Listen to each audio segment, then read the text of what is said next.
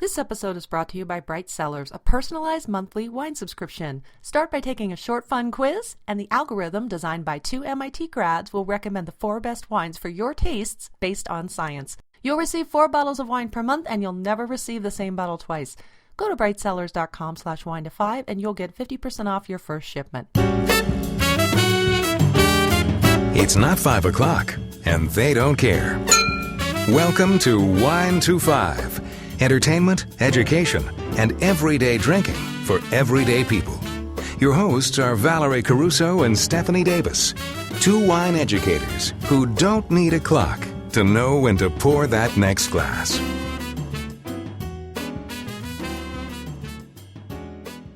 Welcome to episode 100. Val and I are back in sunny Colorado, and it's not snowing today, so we're both very happy about that.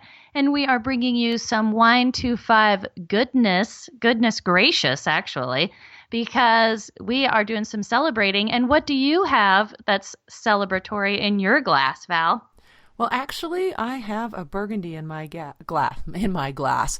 It's celebratory because I got home late Friday night, and all I wanted was to curl up in front of the fire with my man after being gone for almost 2 weeks. And all I could think about was I want a big glass of Burgundy. So this is like the last of the Domaine Jaeger d'Iffet Rouy Premier Cru Clos de Chapitre 2013. So if you remember back in the fall, we talked about different styles and quality levels of Burgundy or Bourgogne. Well, this is one of those wines that's labeled Premier Cru that represents about 10 to 12% of production, and it is absolutely what the doctor ordered, let me tell you. Hitting the spot. It is so hitting the spot. It is just one of those bottles that I just wish I could always keep in the fridge, or the wine chiller, not the fridge, you know what I mean? But yeah, it is quite celebratory. I don't get to break out Burgundy very often, especially of this level, so really, really enjoying it. Yeah. I love Burgundy so much, but you know what? Not far from there, I'm with you over there in France, and I'm celebrating with some champagne, a non-vintage Pol Roger Brut Reserve, and this is a bottle that I don't usually have on hand, and I don't drink very often. I just knew that I needed to have something to celebrate with, and here we go. So popped this sucker open just before podcasting started. And I was so excited that I actually kind of made a mess of the whole countertop in the kitchen. But I toasted to our 100 straight weeks of podcasting. Give it up, Val. Cheers. Yeah. Yeah, and poured a little in another flute for Justin, and he was totally cracking up because I totally made a mess in the kitchen. And then I was like, I gotta go podcast. See you later, and so anyways, and now that I'm sitting here with the bottle next to me, and I'm glad I did because Skype was being a total pain in the ass earlier, but now I'm looking across to the beautiful Val, and we're having our little celebratory episode, so this is fun. Episode 100. I know. I mean, 100 straight weeks of yammering on about wine in your headsets. I mean, come on. And for those of you, I would like to know how many of you have been listening since episode 1. That would be interesting. Yeah, I want to know too.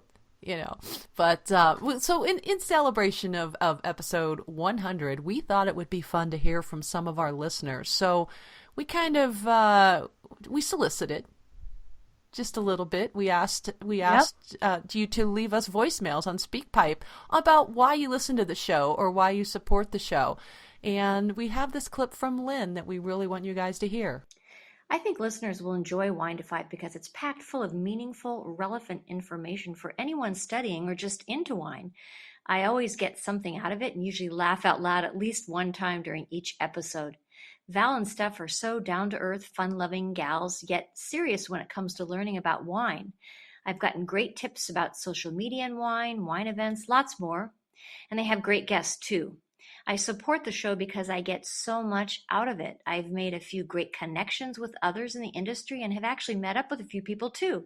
That wouldn't have happened if I hadn't tuned in, so can't recommend Wine to 5 enough. Thanks, Val and Steph, for doing what you do. Yeah, and we got this too. Clay chimes in. Check this out. I think listeners will enjoy tuning in to Wine to 5, basically because Steph and Val make wine fun again. And it doesn't have to be, something that you have to be afraid to like. And they're spontaneous. They have lots of fun on the show, and it's just a blast listening to them. And they're real people.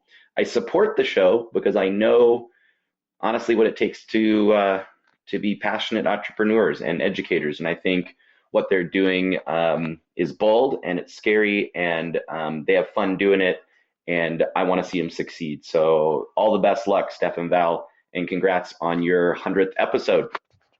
We were also happy to hear from Andrew, and he uses Wine to Five like a study buddy on the go. And I thought that was really cute. So listen to what he has to say.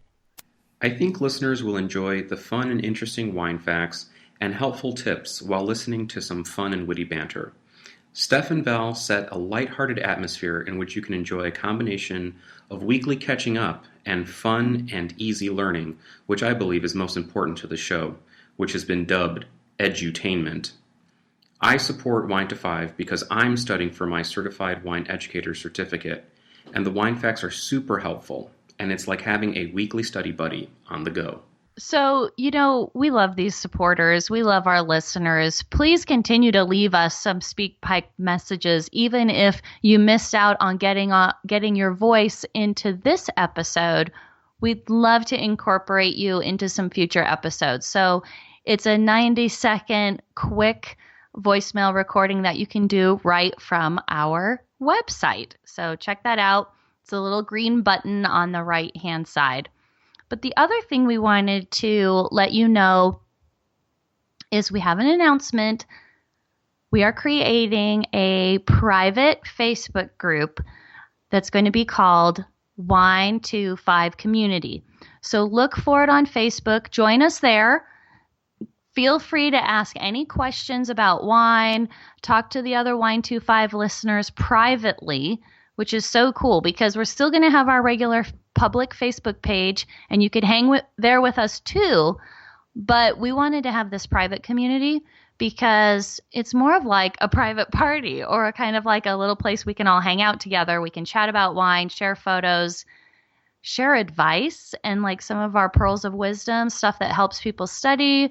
Maybe, people are looking for a specific vintage or a specific bottle for a friend or a family member that we can all help each other out. And it's a private Wine to Five community. It'd be a great place to start some study groups. Exactly. If you're studying for something, because, we have access to so many resources for studying online. Yeah.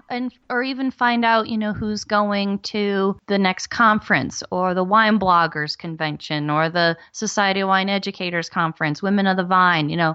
You can have conversations there that are sort of offline, but there are other Wine to Five listeners. So that's kind of fun. You all share that one thing in common, that you're listeners, but you also love wine. So that's two things in common. Yeah, absolutely. But the one thing I have to say though, I've been in some wine. I'm a member of quite a few wine groups on the Book of Face. Not that I hang out in them very often, but when I was studying, I did. And there's always that person. You know who that person is? Don't be that person. Don't be that person. Don't be out there trying to punk everyone out. You know more, or putting anyone down. We're not going to tolerate that. So be nice. Yeah. That's all I'm going to ask. Don't be that guy that's got to be the jerk, because I see them in all the other groups and I'm like, oh my God, you're the reason people think wine's not fun. Yes, exactly. And we do have to approve each person into the group. So just be patient if we haven't gotten to you yet, but we are very excited for everybody to, have this private community that everybody feels included. It's a virtual happy hour, people. That's right. That's right. What else makes us happy? What was happening 100 years ago, Val? It was kind of fun to look back and think about what was happening in the wine world 100 years ago until I realized, wait a minute, that was during World War I. So World War I was raging 100 years ago this very day. And believe it or not, there was still plenty of wine being made. In fact, some of the best wines from that year, according to tastingbook.com, were actually from Portugal. See, I didn't know that. Uh-huh. In fact, you can still buy some of these, by the way. You can still somehow get your hands on some of these 1917 vintages. Unfortunately, we were unable to do that for the show today. However, the most highly rated wine on Tasting Books, so they've got their own rating systems. And, Steph and I aren't big on scores and ratings and all that. But according to these folks, or I should say the most highly rated wine that they tasted from that year was from Bodegas Vega Sicilia, the Unico. Yum. And that's from Ribera del Duero. Also, grand wines during that gray time in history were from Chateau Latour, Cheval Blanc, Guiraud, which actually is a very Sauternes that I have sitting in my chiller, albeit not the 1917 vintage, of course, but that is I have been to Guiraud. Mm-hmm. That is such a fine chateau. Oh, my gosh. Yeah, Decam is also on there. They're a little further down. I think they gave them a point, like 85 points or something. But Guiraud was one of the top ones. Also, Marquis de Riscal Reserva from Rioja. So these are some of the top drinking wines from that time, from that vintage, which I think is really interesting. But if we also reach back and look at World War II and the Battle of the Marne, and if you read that book, Champagne, you get a really good perspective. The one by Don and Petey Klodstrup. Also in our store, also on our website, by the way. You can really dig into what was going on during that time when people were virtually living underground. They had their hospitals underground in the Crayère, the chalk caves that were dug under Champagne that people tour now today. They have lots of bottles in them. But people were actually living underground. But also raging in 1917 were little battles within Champagne. So from 17 to 20 April, which is going to be our celebration of our almost going into 3 years now of podcasting. Yeah. That was the third battle of Champagne, also known as the Battle of the Hills. So despite all that destruction that was going on, the vineyards were literally being destroyed. I mean, people were tending to their vines while shells were dropping around them. Yet the 1917 vintage in Champagne wasn't a bad vintage either. I think that's pretty cool, especially if you can get some of these bottles still. I mean, at least that's amazing. And, I guess maybe when you do look at a lot of the wine history, the wine is what kind of keeps people sane when they're going through all of this terror and tragedy. It's like, I think it's not only connecting with the earth, but each other and producing something that gives you some sort of stability when all else is falling apart. Well, and that's true because during the war, wine was a big part. If you've read Wine and War, wine was a big part of the survival for the soldiers. In fact, they had what they called poilu, and wine was part of their rations. Right. Just like That's other right. alcohols were part of rum being part of certain rations and things like that, gin and all that during the war. So there are some really cool things that we're able to find that happened in around 1917 in the war that did impact the wine industry. And if we can make sure we aren't violating any copyright rules, we can put those in the blog for you as well. Cool. Yeah, cool. Well, and speaking of 100 years ago, one of the things on my Wino Radar right now is the San Antonio Winery that was established in 1917. And it's on my Wino Radar right now because I just saw it in the Somm Journal. And they were nominated for the American Winery of the Year in 2016 by the Wine Enthusiast magazine. And yeah, so it's called San Antonio Winery, but it is in Los Angeles, California. For 4 generations, the Riboli family has been making wine there. And so, they made it through Prohibition and all of the hard times in the U.S. and are making some outstanding wines. We didn't get our hands on any yet, but I have a very good feeling that we will be drinking some of this and be mentioning it again. So you can look for their wines online. You can buy them at their winery, and we will have a link because I think that's really cool that, there's a lot of wineries overseas, European wineries and such that date back 100 years ago, but not too many in the U.S. that you can even buy today. So Right. That's super fun. And then I also want to let everybody know, as far as Wino Radar, is the Women of the Vine is coming up. It's just a a little bit more than a week from now. So it starts on March 13th. And I will be there March 13th, 14th, and 15th. And it's at the Meritage Resort in Napa. So even if you're not attending, hit me up, find me on social media, meet me at the bar at the resort, and we can have a little Wine 2-5 time. So yeah, I would be totally down for that. We'll drink some bubbly and celebrate all of these episodes. Shit, by then it'll be like our 101st episode or something. So that'll be good. What's on your Wino Radar? Well, as you guys know, our first episode actually released April 16th, 2015. I think that was a fine vintage as well. We, at least for us. Yeah. So we are only 6 weeks away from that date, which means Wine to Five will be starting our third year of podcasting. Feel free to reach out to us privately or publicly if you want to do a meetup for a celebratory drink in Colorado, or if you want to send us something to talk about on the show, whether it's a book, a gadget, wine, etc. Don't forget, the new private Facebook group is also there to communicate with us in other listeners privately. So if you have an idea how we can celebrate our third year, the beginning of our third year of podcasting, definitely let us know. It's pretty exciting to know we've been going at this almost 2 straight years nonstop. Yeah. I know. I think it's crazy. And what's kind of fun, having our 100th episode, and then very shortly around the corner will be this anniversary date of ours. And it kind of feels like Thanksgiving and then Christmas, because we get to celebrate twice in such a short period of time. So I'm excited, and we want you all to enjoy and celebrate with us. And one of the people I want to celebrate her, and she is our shout out for today's episode, is our friend Andrea Rogers. And Val and I would never have met if it wasn't for Andrea. So from the very beginning, the origins of Wine 2-5 started with Andrea connecting the two of us. Right. She used to work for Winebow.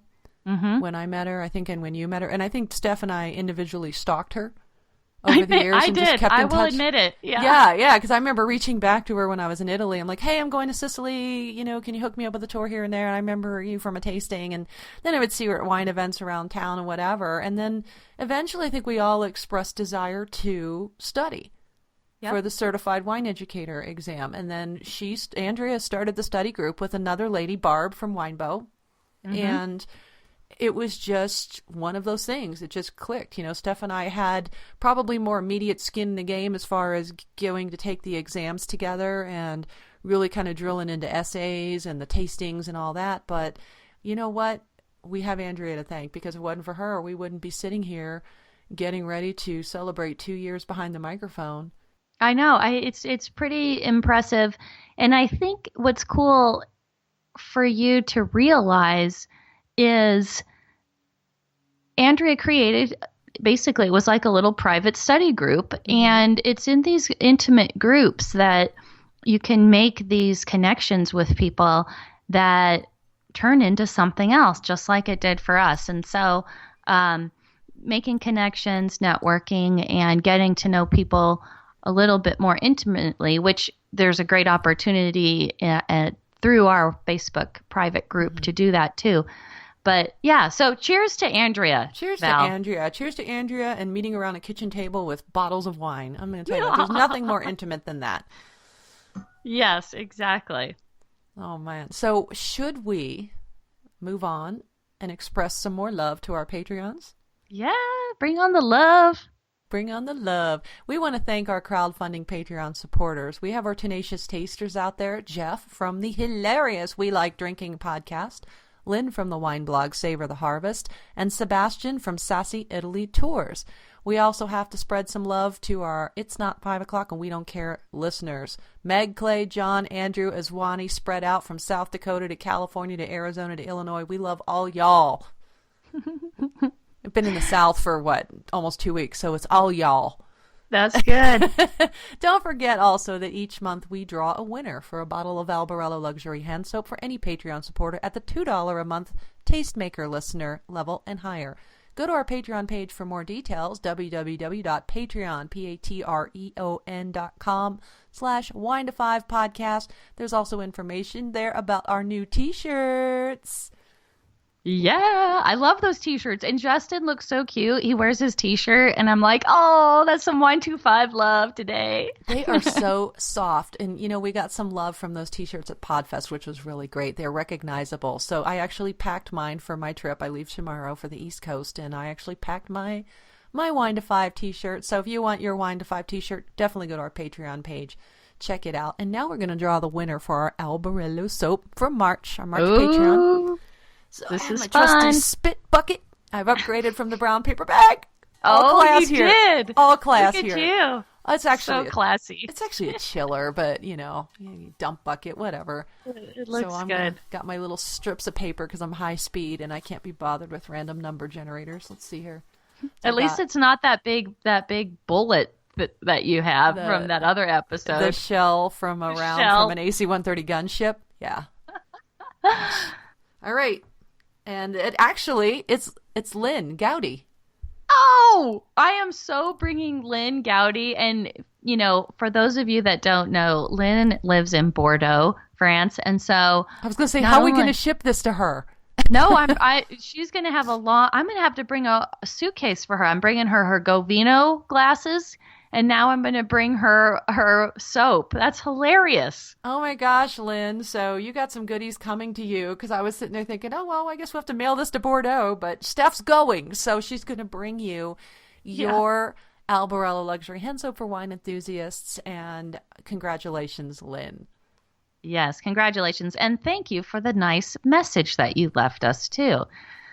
Okay, so we really want, though, more people to join our Wine25 community. And the best way to do that is to share it with your friends. So let people know what you're listening to, how to access the podcast app on their phone. Help them find us, subscribe, and start listening. So help people out. You have friends who love wine and they're not listening yet. So show them how to do that. Or actually, leave us a comment or a burning wine question on SpeakPipe, and you'll get to hear your voice on the show, and we can answer those burning wine questions. You can also leave us a iTunes review. That would be super fabulous and wine-tastic. And yes, we are on iHeartRadio. Guys, we're almost everywhere, Val. Where are we not these days? I know. Google Play. You can find us all over the place. So there's no excuse, but there is more. We have so much more. We have our store. So check out the Wine25 store, and you can get the books we mentioned, accessories, all sorts of cool stuff, and play with us on all of social media sites.